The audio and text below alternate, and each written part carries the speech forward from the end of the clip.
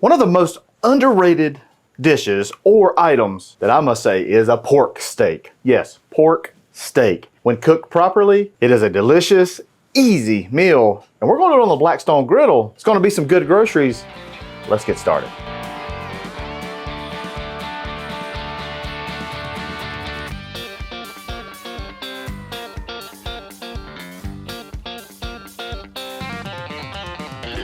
That's some good groceries.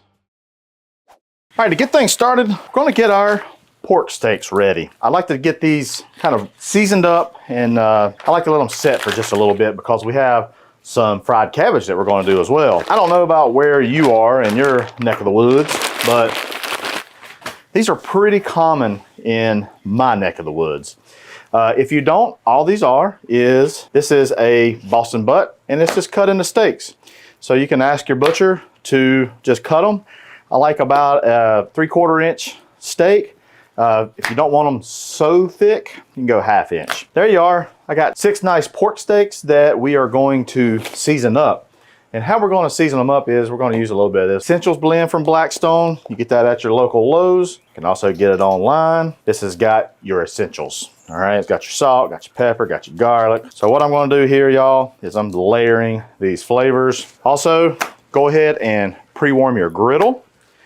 Go ahead and put it on like a low heat because we're going to get started here in a minute after we get these seasoned up. Get it on this side. All right. Now, next we're going to come in with some of this Blackstone Outlaw seasoning. It's got a little bit of sugar in it, a little bit more salt. So I didn't go real heavy with the essentials because I knew I was coming back with this Outlaw. I don't go too heavy. There is sugars in this. We're putting it right onto the griddle, which is perfectly fine. You could also do these if you got a Blackstone pellet grill. You can put them over onto the pellet grill. But today, we're going on the griddle. Our pork steaks are seasoned up. We're just gonna let those kind of chill out for a second. All the salt, all the sugars are gonna start pulling a little bit of the moisture out. That's kind of a good thing. It starts to somewhat penetrate the meat. It ain't gonna penetrate it a lot, but it's just what I do. If you don't have the time, go right to your griddle. No big deal. All right, next, bacon fried cabbage. Get you a pack of your favorite kind of just regular old bacon. Don't have to be no bougie bacon. Little tip, if you wanna just kind of roll that up, it comes out of the package a lot better. Put those on our cutting board, and we're gonna get those onto the griddle top, and it's gonna render a lot of that awesome fat so we can cook our cabbage in it, okay? So we're gonna get this down first. Really lay that base layer of rendered bacon fat onto the griddle. Then we put our cabbage onto it. All right. I'm gonna take our bacon, we're gonna put it over onto the griddle. While our bacon's getting happy over here on the griddle, rendering out that beautiful bacon grease, we're gonna take and get our cabbage ready. I love like a sauteed cabbage.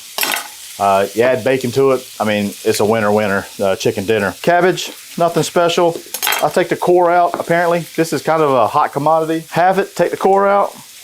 Come in, I have it again, and this is what I start doing. I just come down, just make strips. That might be enough right there. 1/2 head really is quite a bit, but it will wither down a little bit. Our bacon has rendered enough fat to where we can get our cabbage onto the griddle. Right now, I'm just gonna take my spatula and move the bacon all the way kind of up to a cool spot. Not trying to get all the grease, I'm just trying to move it. Now, let's get our cabbage onto the griddle. Your objective here, y'all, is to kind of feather the cabbage out so that it all gets a little bit of that griddle top, all right? Seasoning, glad you asked. We're going in with some Blackstone Essentials Blend. If you don't have Essentials Blend, don't worry. Just use some salt and some pepper. You wanna do some garlic powder, onion powder, that'll work also. All right, so our cabbage is getting along really well. I'm just gonna turn this every minute, 2 minutes or so, just to make sure there's not any kind of burnness going on the bottom. Burnness, is that a word? I don't know. So what we're gonna do, we're gonna get ready for our pork steak. We wanna try to time this so they all come off at the same time. And bacon's up here, it's idling. It's ready for the cabbage to be ready. We can incorporate that. We're just gonna slide it to a cooler side. Got a little bit of that bacon grease left over. Bring it right to the middle, be ready for our pork steak. So our griddle right now, temperature-wise, all the burners are on low. This is probably about a 375 degree top, perfect for our pork steaks. I'm gonna get those down. So we're gonna let those go for about a 2 to 3 minutes on this first side. We're gonna flip it. Same thing with our cabbage until it's nice and done. All right, so our pork steaks are almost done, and we just flip those about every 2 to 3 minutes. And you really want them to kind of look almost like this right here. I'm gonna put these over on the side. If you notice, I've got these kind of setting straight up. That's on that fat cap. I want to render out some of that fat that runs along that edge, which is the top part of that Boston butt. Focus on our cabbage. We're gonna get our cabbage ready, okay? Our cabbage, I'm gonna put that right there in the middle. Bacon, we're gonna put that right into our cabbage. We're just gonna mix in. Now you might wanna give this a taste for salt and pepper, that kind of thing, all right? I've done that. I've had to add a little bit more Essentials Blend. I want to take a little bit of apple cider vinegar. A little splash, all right? That's gonna help bring that fond from our pork steaks off the bottom and into our cabbage. That's what you want right there. I'm gonna get a nice little serving bowl like that. All right, I'm gonna put that over here. Now our pork steaks, they are done. But this is something else you can do with pork steaks, and this is what I like to do. We got that leftover barbecue sauce that we made with that North Carolina style pork. I want to put a little bit of this sauce in there. You don't have to do this with all of your pork steaks. You can, it's up to you. And that's gonna start getting warm. And I'm just gonna take a few of these pork steaks. I'm gonna put them right there into that barbecue sauce. Now we're just gonna turn it over. We wanna get some of that barbecue sauce on each piece of pork steak. Our non-barbecue sauce pork steaks, they are done. Beautiful color. Put those onto a little serving dish here. Get those on the cutting board, and we're gonna wait for those barbecue ones, and we'll be ready to eat. All right, our barbecue ones, they're done. I'll take them off, put them right over here on our cutting board. Hey, let's go over here, let's serve some up. We're gonna give this a try. I say enough of this fooling around. Let's make us a plate. What do you say? I'll get some of this bacon fried cabbage. Oh, baby. Woo-hoo! I'll take us one of these nice little pork steaks right there. Now, this is what we do around here in the South. Just take a little bit more of this apple cider vinegar. And that, my friends, is a pork steak with bacon fried cabbage. Y'all, all we have to do now, we gotta give these groceries a try. We'll start off some of this cabbage. Look at that.